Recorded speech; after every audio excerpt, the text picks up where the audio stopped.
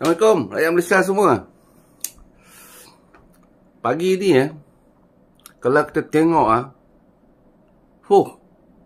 Datuk Seri Anwar Ibrahim ni memang bukan kaleng-kaleng lah.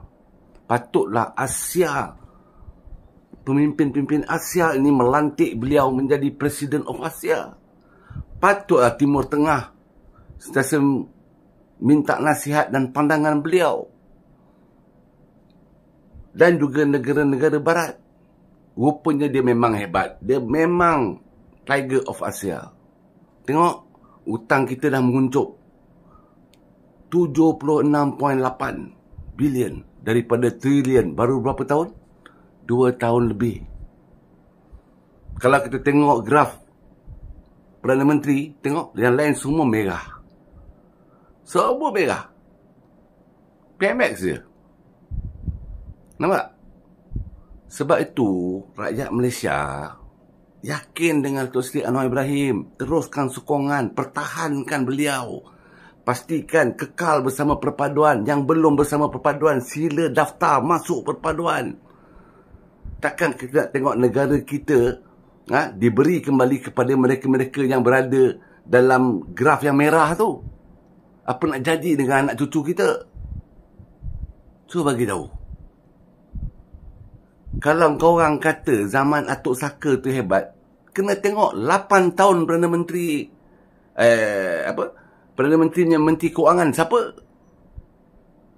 Yang penting Menteri Kewangan pandai mengurus negara, pandai menguruskan wang negara dan berbelanja dengan berhemah.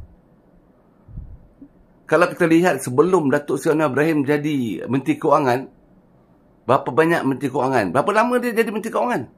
Yang lain pergi siasat, pergi cek, pergi tengok. Satu penggal. Tak sampai satu penggal pun ada.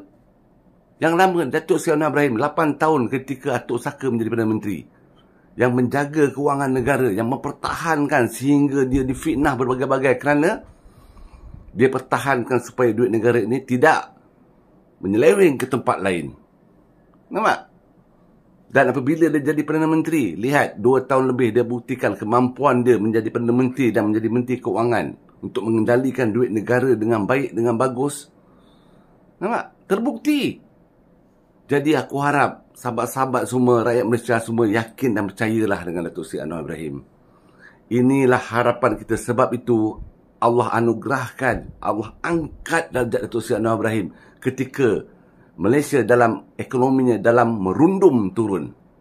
Alhamdulillah 2 tahun lebih rakyat Malaysia semua dapat lihat dan menyaksikan dan merasakan perubahan demi perubahan, peningkatan demi peningkatan.